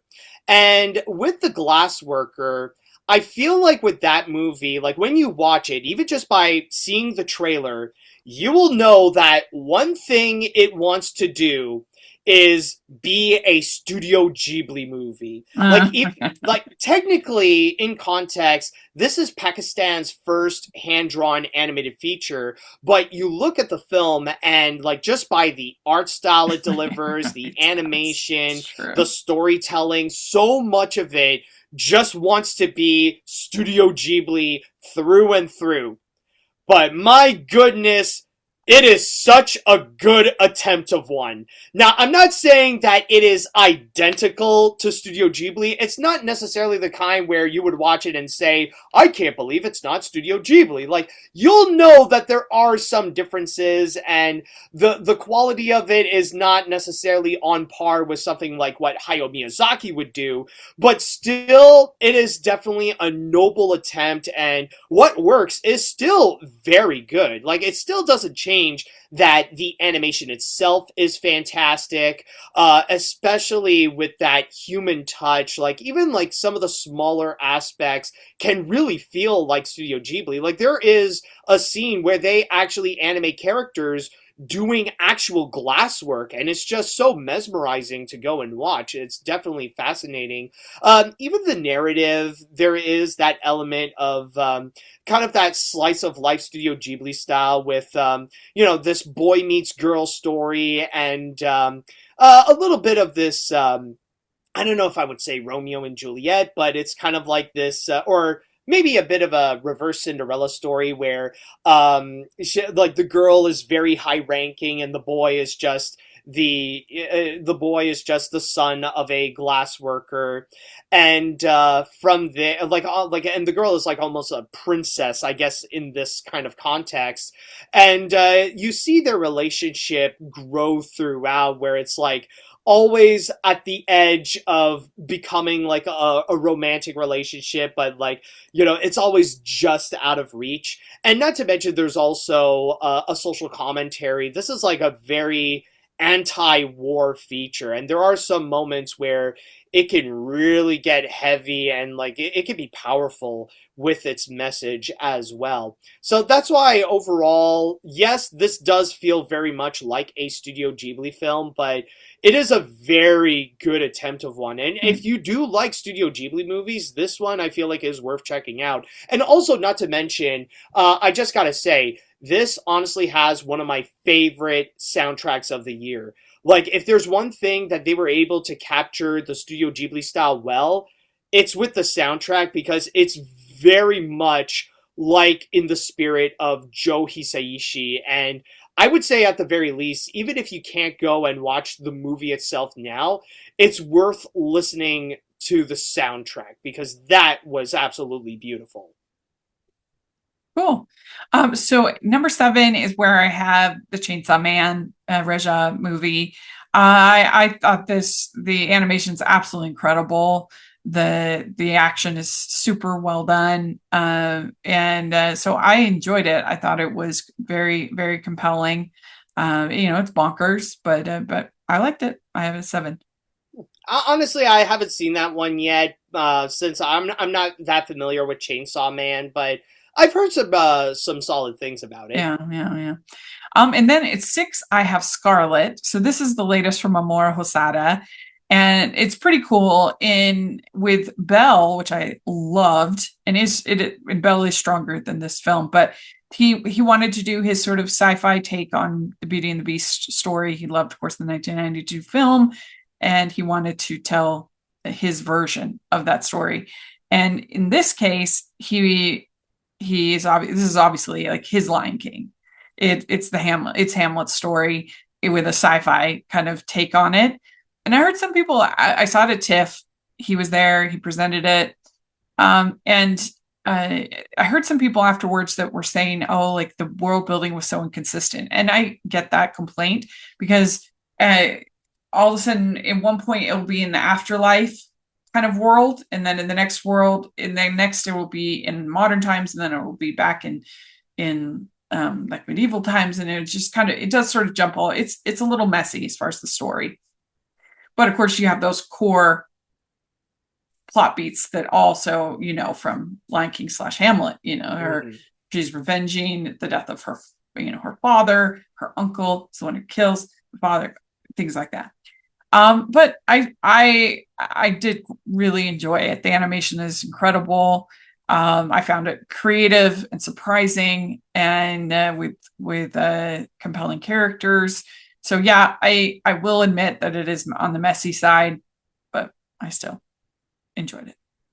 Yeah, when I watch this movie, I do see the ambition behind it, because I will say this is Mamoru Hosoda's very ambitious take on Hamlet, and it really shows how he really wants to go and try to present this on like an epic scale. Like he wanted this to be about as big, he wanted to go and present this to be about as big as what we saw with Demon Slayer, Infinity Castle, and Noja 2. And with Scarlet, like you could see where like he really wants to go and try to capture that epicness, not just with the scale, but even like with all the action that Scarlet goes throughout, and even trying to have that emotional side as well with if I remember, the other character's name is Hijiri, I think it's something like that, or so like with the other guy, like you see that bond that they would go and have throughout, as well as having a message of forgiveness, because that's what this whole thing really is about. Like, as much as Scarlet would want to go and want to have revenge to take down her uncle because of what he did to her father, there is that element where it is about forgiveness and trust, especially throughout, where like there are some people that in the other world that they don't know if they could really go and trust, because it like the vibe in that area is very much like eat or be eaten. But with that said, I do understand where the other critics are coming from in terms of how this is very messy in terms of the I wouldn't say the narrative, but the world building. Yes, the world building. There's a lot of inconsistencies that feel weird. Fair. Like one thing that really stands out is how there's the other main character, whom again I think is named Hijiri. He's a guy from our modern world, and like is this paramedic. And yet, he is the only modern guy who ever shows up in the entire other world. Like, no, like you don't see you don't see anyone else who goes beyond the Renaissance era or anything like that. Like, he's the only guy who's from the modern times. And if you see anybody with a gun, it's just like those old style, like, 1,700 revolvers that like take like a whole minute or two just to go and fully reload. So there's some of those that doesn't really work. And I will say, like, because of the inconsistencies with the world building, it really feels like a movie that just bites off more than it could chew. And that's where, honestly, your criticism with what you said with Zootopia 2, I personally would apply that to Scarlet, where it feels like it's trying to be too big. Bad Guys 2? Oh yeah, sorry, the Bad Guys 2. Sorry for that little error. But yeah, I feel like with the Bad Guys 2,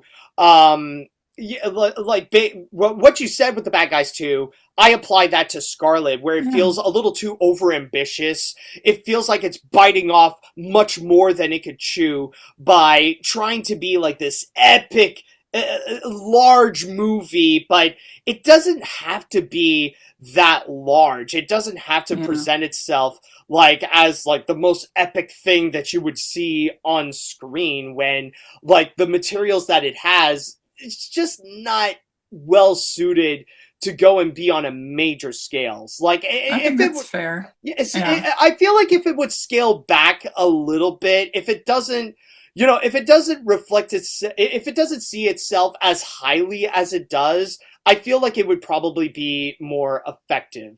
So yeah, overall, like, I get where it's going with it, and I mean, there's a lot of great things about it, like the animation, but again, I feel like it just bites off much more than it could chew. Yeah, I think that's fair. Do you want to do your last of the three that you had here? Oh yes. Okay, right. So this is the next one I have here is Am Frankelda, and I was actually very lucky enough to see this at the Fantasia Film Festival, where the filmmakers, the Ambrose brothers, were actually in attendance. Now, this is the prequel movie to the HBO Max series Frankelda and the Book of Spooks, and it pretty much shows how Frankelda became a spirit and how she ultimately became a writer in the realm of nightmares and stuff like that. And I will say this is something that I very much hope that it does get a wider release. Excuse me. But I do hope that it gets a wider release, because I could see this having a prominent audience. I think this is the kind that people who will see it, they will love it. And that is especially for you, Rachel. I think this is something you would absolutely adore. I will say my one criticism is that maybe it's not as like masterfully crafted as something like from either Laika or from Aardman or stuff like that. But I mean, that's just because of the limitations that the filmmakers have. So honestly, it's not that big of a criticism. But what they were able to pull off with this is honestly incredible. Like, one thing I will say, it really shows that the Ambrose brothers were mentored by Guillermo del Toro, because his style of imagination and creativity really shows with this whimsical, macabre fantasy world that they have fully developed in this feature. And not to mention, you got that element of romance between Frankelda and the prince in there, which does add that element of drama that really spices things up to make this movie engaging. And then you have the songs, in which it's a lot more operatic as well. Oh. This is kind of like it's a musical. I didn't know that. Oh yeah, it is straight up. It's like a Mexican opera musical, and my God, they like, this is again something that I hope more people will get to experience, because these musical numbers are just fantastic, and I would even say that they are legitimately epic. So honestly, I would actually rank this as one of my best animated features of the year. And again, I really do hope that maybe someday Am Frankelda will be able to get a much larger screening where more people will go and get to experience this, because it is just a fantastic feature throughout. Maybe not necessarily the best stop motion movie that you will see. But as it is Mexico's first ever stop motion animated feature, they're off to a very strong start. And I applaud the Ambrose brothers for the work that they have done on this. That sounds really, really good. I can't wait to see it. Number 5 for me is 100 Meters. It's an anime. I loved I was a big fan of the first Slam Dunk a couple of years ago. I thought that was such a great film. And if anything, I think this might actually be a little better, which I really loved First Slam Dunk. This is opposed to focusing on like a team as a first slam dunk. This is just about 2 boys, and they are both sprinters.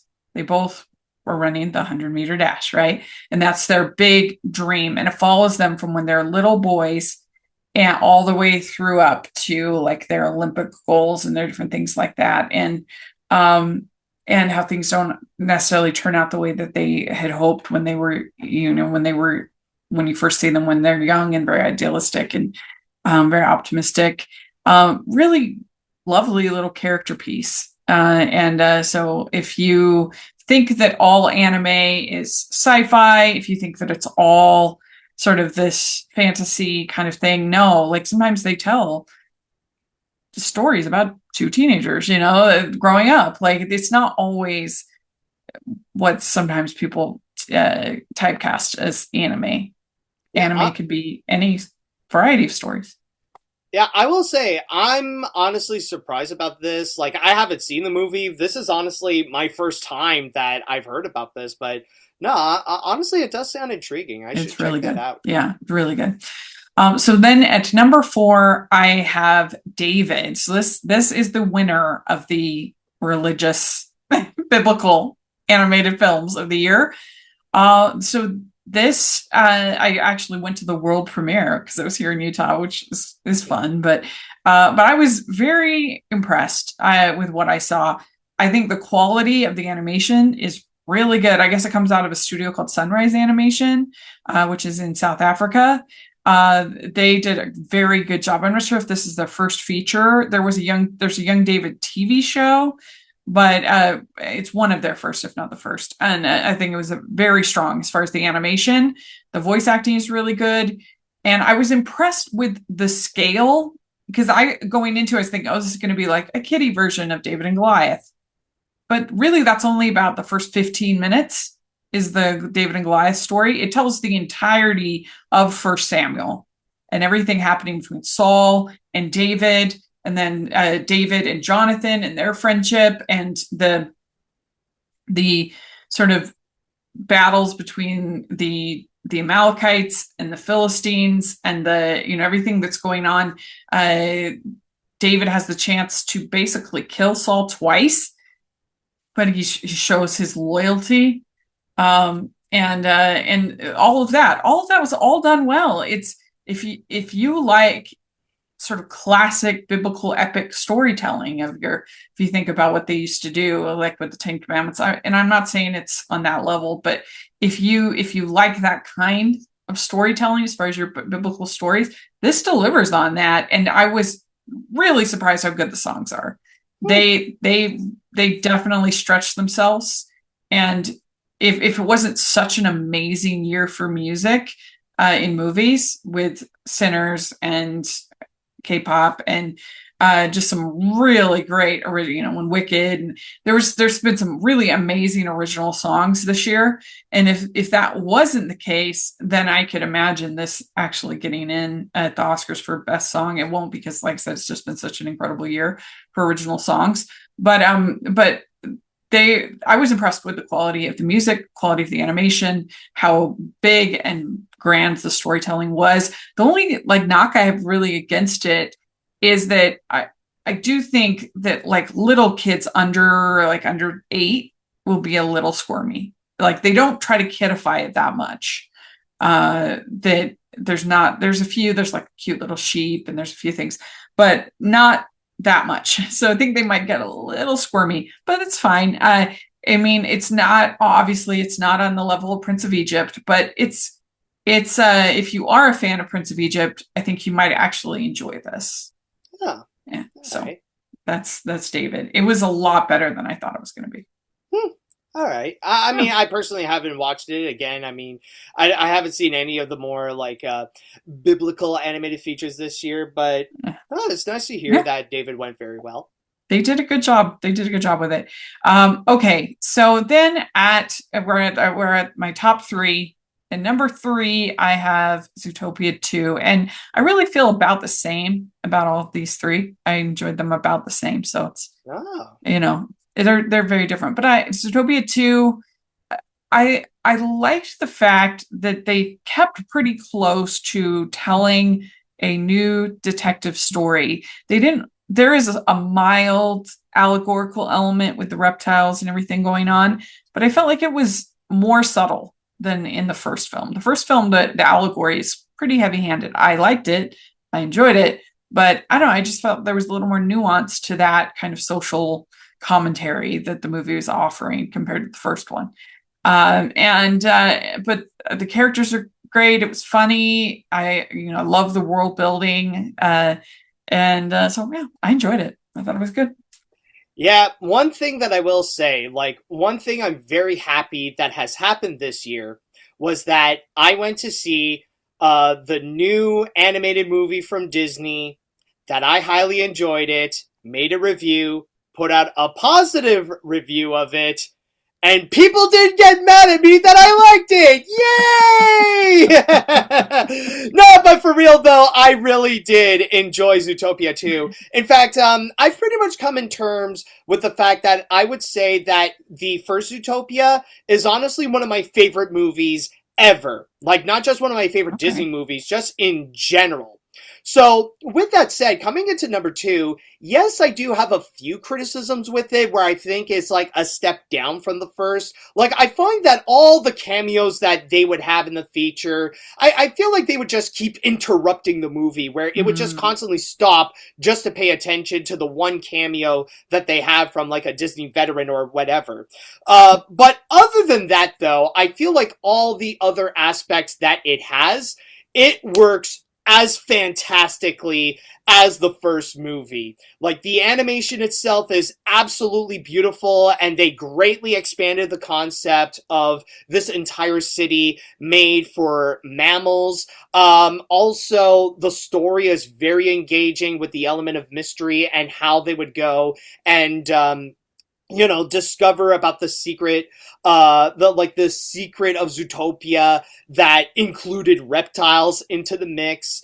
Also, the social commentary is still as very strong as ever, making a strong stance about like what's happening in our society, where in this case, I feel like the commentary is meant to go and call out like the oligarchy and the 1%, pretty much calling out how like they would corrupt our society in their desperate attempt to gain more power. And also the character dynamic between Nick and Judy is just phenomenal. It really is the heart of the picture, where it really, like, it's not just about solving this mystery in Zootopia, but it's also to go and prove that Nick and Judy are a great duo, where they want to prove that to the ZPD, and they want to prove that to themselves. And it really does add that element of drama into this to really determine, like, do they belong together, or are they better if they're just separate? Like, what's best for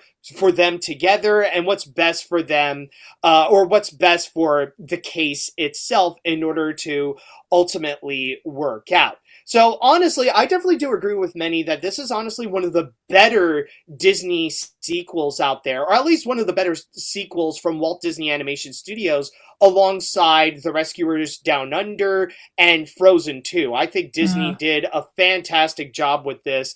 And this is also a major this is also another prominent example of how Byron Howard is the absolute GOAT at Disney Animation, and is also why he's one of my favorite animation directors today. Like the stuff that he's been doing at Disney is just fantastic. And it's great to see that he's continuing that legacy with Zootopia too. So honestly, this is a great job from Disney Animation, and I'm glad that they were able to make a sequel to Zootopia that is worthy of the masterpiece that is the original. Yeah. Well, my number 2 is the movie that's taken over the world domination with K-pop Demon Hunters is my number 2. I think this is a super fun movie. It's very entertaining. The characters are great. The songs are super fun. And as somebody who loves musicals and movie music, that was the highlight for me, was anytime there was a song. It was very good. I loved the colors and the animation and, the overall message of be yourself, be true to yourself, I think was nice. So I had a great time with it. It was very fun. Although when I went to the sing-along, nobody sang, which was very annoying. I'm like, come on, you people, sing. What's wrong with you? Sing along. That's why we're here. Pretty much like unleashing your Phantom of the Opera side, like, sing my angels of music! Come on, how it's done! Absolutely. Oh, yeah. It was a good time. I will say with K-pop Demon Hunters, it definitely is a solid movie in itself. Like, of course, the music is catchy, the animation is solid, especially with the action. There are some fun, and there's also, like, some fun anime-like moments that do happen. And, the characters are also enjoyably charming. But with that said, though, when taking into the context of how this is, like, the record-breaking biggest Netflix movie of all time, I look at this movie and I'm like, that's it? This is the one that's breaking all the records? This is the one that gets the title? This movie? Like, again, it is good. It's, like, I would even say that, well, technically, if we don't count Wallace and Gromit Vengeance Most Foul, this is technically the best animated movie that Netflix did release this year. Mm-hmm. But I do find that there are some problems with it that takes it away from being great. And one major aspect, I just find the world building is absolutely messy. It features a lot of inconsistencies and a lot of big plot holes that really do leave me with a lot of questions and answers. It's a little bit like a little bit similar to my problems with Scarlet. Like, one example, like with Rumi, how the fridge, throughout the entire history of this world's context, that Rumi is so far the only half-demon to have ever existed. Like, there's no other half-demons that is ever out there. And not to mention, there's also the plot element with the fact that it's very similar to some of the other films we talked about, that she kind of has to go and, like, live a lie a little bit of the fact that she has to keep on covering her half-demon identity, including to her 2 co-workers and best friends that she has to live with 24/7, and somehow try to make sure, like, they could get away with it until they can activate the Golden Moon so that, the lair to protect them from the demons can be fully covered. Like, that to me honestly makes no sense. And that's why another criticism that I have is that the directing I just find to be weak. And this is one thing I find that I admired Elio more so than K-pop Demon Hunters because, with these 2 stories, they're not great. But Elio does have the upper edge because the execution and the directing that they were able to pull off with that, I feel like it managed to work out a little bit more to make it engaging. Whereas I don't know that I agree, because Elio, it felt like 4 different scripts all mashed together. Like, 1 minute it felt very, very kiddie, especially when they were on the planet. That felt like for little kids. And then it would try to be this, like, more somber thing with Elio and his what is that, his aunt and everything going on there. And then there's, like, the bully kid, and that's not done very. So I think that both I think both are on the messy side. In my opinion. Yeah, like, no, and that's fair that you could say that, but I would also argue the same thing with K-pop Demon Hunters, where with the directing, also with the execution, I feel like it takes away a lot of the originality, where so much of it feels like it's trying so hard to be like Into the Spider-Verse. It wants to also be like Demon Slayer, and it also wants to be like Turning Red, but it doesn't end up becoming as good as either of those movies. So that's why for me, and keep in mind, again, this is not to say that this is a bad movie. It definitely is good as is, but I just don't find it to be like as overtly amazing as it is often portrayed to be. Like to be on this massive scale of being this record-breaking, one of the most noteworthy animated films of the year, and like being the biggest Netflix movie in general. I find like I know this might be a hot take and people might get mad at me for saying this. I don't feel like it really deserves it. Like, on your list that you've done, I would have personally switched Noja 2 with K-pop Demon Hunters. It doesn't deserve to be in the bottom, but, like, it is very mid-tier in terms of the animated films of this year. At least, this is just me talking. No, it's fair opinion, and that's what makes talking about these things fun. Yeah, it definitely is not perfect. That's for sure. It definitely has its flaws. So I get it. I understand. I do think I wouldn't, when it came out, I was like, oh, there's no way it's not gonna win Best Animated Feature. But then I saw all these other films, and it's just kept the momentum. I think it is going to win. I really do. I do. I think that maybe Amelie has a chance, but I don't think anything else. Honestly, I would disagree. Well, the thing is, I would disagree, but not for our opinions in general.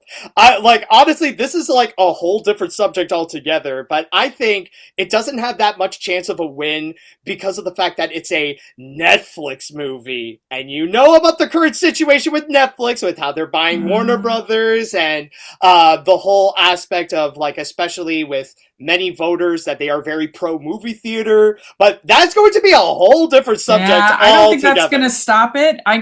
There's just sometimes when one movie is just taking all the air out of the room, and that's the case with this one. I just don't think so, but it's possible. It's either going to be and the Academy has been favoring more like artistic, interesting films the last 4 years. And so I think it's either going to be Little Amelie or it's going to be K-pop Demon Hunters. I maybe Zootopia 2 has an outside chance, but you never count out Disney. But aside from Toy Story, they haven't been rewarding the sequels from Disney or Pixar for the most part. But I guess they nominate Inside Out too. But anyway, I think it'll either be Amelie or K-pop. And if I was a betting person, I would bet on K-pop. I think it's going to win. But so my number one is Little Amelie. It is an absolutely beautiful animated film. It's very simple. It's about this little girl in Japan who's living there with her parents, and you just see her literally growing from a cell all the way into her little girl. You see her whole life, and how much she loves her nanny, basically. And the nanny leaves, and she's very sad about that, and she wants to find her, and she misses her. I mean, it's a very simple little movie about growing up and about life and about how important the caregivers are to us, especially when we're children, how important our nanny or our mom or our dad or, whoever it might be. It's absolutely beautiful. The animation, the music, it's a lovely little animated film. So that would be my favorite of the year. I remember you mentioned how people would go and walk away from festivals and they would be asking to themselves, oh, what's going to be the next flow? What's going to be the next flow? I feel like if there is one indie animated movie that has the strongest chance to be the next flow, I think it is going to be Little Amelie. Now, I do have a few little criticisms to just get out of the way. I feel like at the start of it could be a little bit as irritating as In Your Dreams, in the way that, like the kids can be a little bit similar to like Elliot, for example, where they can get a bit annoying at times with their childlike chaos that they could go deliver. And not to mention Amélie starting off with having this god complex where she would go and narrate her life and just sees this like, I am a god. And often, like, honestly, I'm at the point where I felt like eventually she'll keep at it and she'll suddenly become like Oppenheimer, where she's going to be like, I have become death, destroyer of worlds. But once she finally does gain that consciousness and that god complex gets out of the way, that's when it really does become it does become very charming. And I know it's going to sound crazy what I'm about to say, but I feel like this is the closest that we got to a spiritual successor of My Neighbor Totoro. Because this movie is pretty much... because this movie is very much about childlike wonder. We're experiencing life through the perspective of this 2-year-old who is living in this little Japanese house, and that she's learning what life is all around her in this very colorful and sometimes imaginative perspective. Well, and the little girls in Totoro are missing their mom. Their mom's in the hospital, and they're missing their mother. And that's the same basic emotion that Amelie's feeling. Yeah, and basically she's kind of learning about life, but basically she's learning about life through with the help of her caretaker Nishio-san. And from there, she's like, especially with kind of like that Japanese twist about like what life is all about and like that element of whimsy that is featured. But at the same time, along with like the beauty of life and nature that she would go and explore and experience, it also goes into some of the heavy stuff as well. Like it doesn't hesitate to get into some of the more darker themes, especially when her grandmother passed away and how it really hit hard for the family all around her, even though she doesn't understand.